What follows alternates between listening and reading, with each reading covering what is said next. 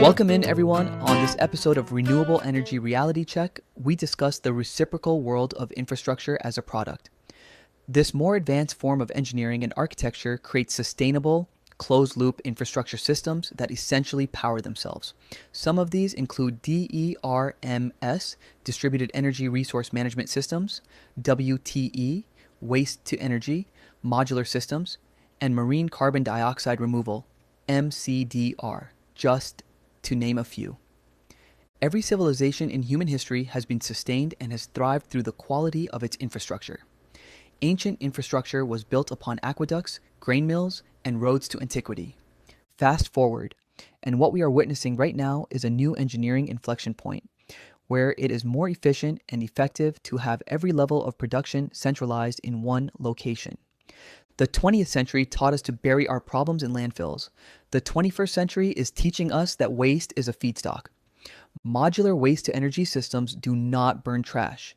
They gasify it running carbonaceous material through substoichiometric thermochemical conversion at temperatures between 700 and 1,200 degrees Celsius, breaking molecular bonds without combustion to produce syngas.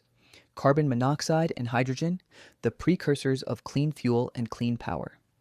One containerized unit can perform daily waste to electricity conversion, provide hot water, and enable operational system singularities.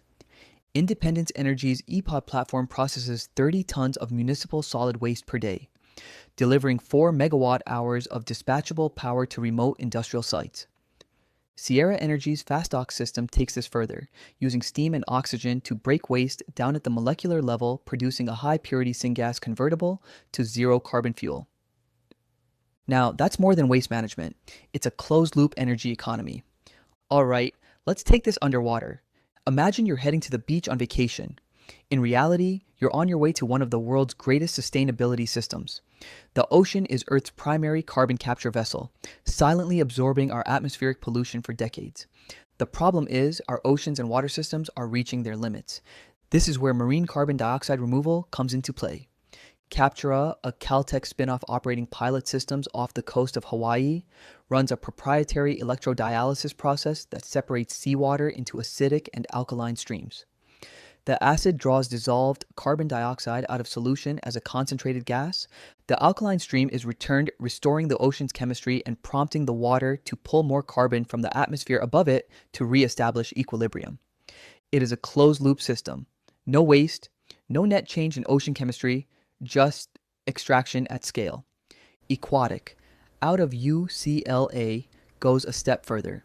Their seawater electrolysis process traps carbon as solid calcium carbonate, essentially man-made seashells, while simultaneously generating green hydrogen. One process, two outputs. The hydrogen offsets roughly 40% of the energy cost of carbon removal itself. That is not just efficiency, it is elegance.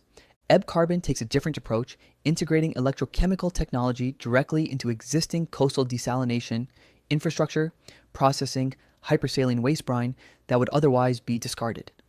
In doing so, they remove ocean acidity, neutralize atmospheric CO2, increase freshwater output by approximately 10%, and reduce the desalination plant's electricity consumption by 15% simultaneously, a waste stream transformed into a triple dividend. And on the water itself, Calcarea is fitting cargo vessels which move roughly 90% of global trade with onboard reactor systems that intercept diesel exhaust, mid-voyage, and mineralized carbon emissions into stable ocean bicarbonates. The hardest to abate sector in global logistics address modularly at the point of emission without waiting for shoreside infrastructure. Beyond ocean chemistry, ocean alkalinity enhancement accelerates the natural process of mineral weathering by introducing alkaline substances into seawater, enhancing its ability to absorb and store atmospheric CO2. Macroalgae cultivation leverages photosynthesis at ocean-scale seaweed farms, capturing dissolved carbon and, when sunk to depth or incorporated into long-lived products, locking it away for centuries. We are no longer observers of the ocean's health, we are becoming its engineers. Right now, sun-like heat exists just a few miles below every point on this planet.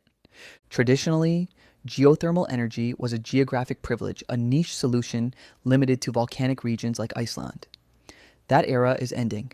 Enhanced geothermal systems are turning the Earth's crust into a radiator. Fervo Energy's Project Red in Nevada demonstrated the world's first proven horizontal enhanced geothermal system using in-well fiber optic monitoring to map subsurface fracture networks in real time. It achieved a thermal recovery factor of 20% within 2 years and delivers consistent 24/7 carbon-free power, validating the concept at scale. Then there is Quaise Energy. They are not drilling through rock, they are vaporizing it, using millimeter wave gyrotron technology originally developed for fusion research. This allows access to depths of 10 to 20 kilometers, where temperatures reach supercritical levels that conventional drilling cannot access. At those depths, geothermal becomes always on baseload power available anywhere on Earth, using a fraction of the land required by wind or solar. We are no longer searching for energy. We are manufacturing access to it. Now consider nuclear, because any serious conversation about 21st century energy requires it. For too long, nuclear has been associated with fear, long timelines, and cost overruns. That era is changing.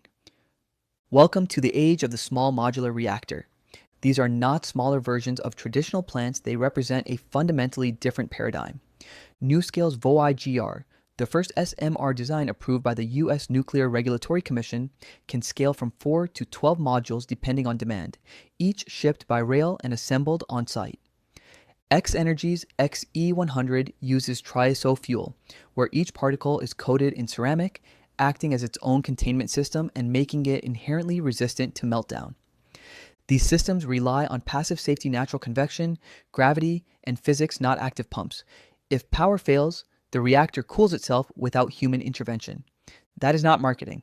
That is thermodynamics. Meanwhile, Russia's academic Lomonosov, a floating nuclear power plant, is already operational in the Arctic, delivering 70 megawatts to one of the most remote regions on Earth. We have moved from multi-decade, gigawatt-scale megaprojects to factory-built, deployable nuclear systems. That's a compression of time, cost, and risk. Threaded through all of this are two additional critical frontiers: water and storage.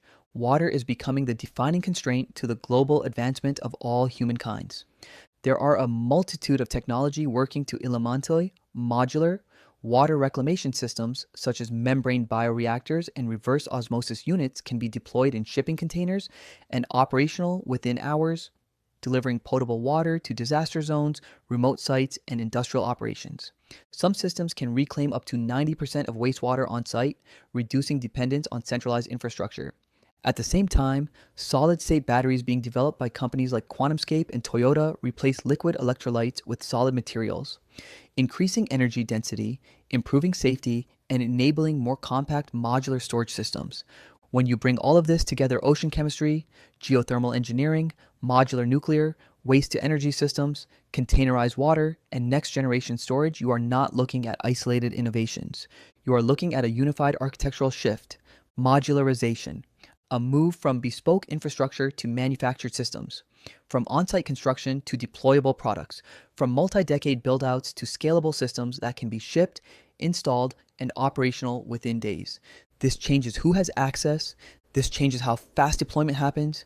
This expands energy, water, and climate resilience across every geography. Humanity has always been defined by its ability to engineer its environment. But now, for the first time, we have tools that move at the speed of the crisis itself. The question is no longer whether this is possible. It's already happening in the Nevada desert, off the coast of Hawaii, in the Arctic Ocean, on cargo ships, and inside shipping containers that arrive today and power systems tomorrow. It's time to deploy. See you here for the next one.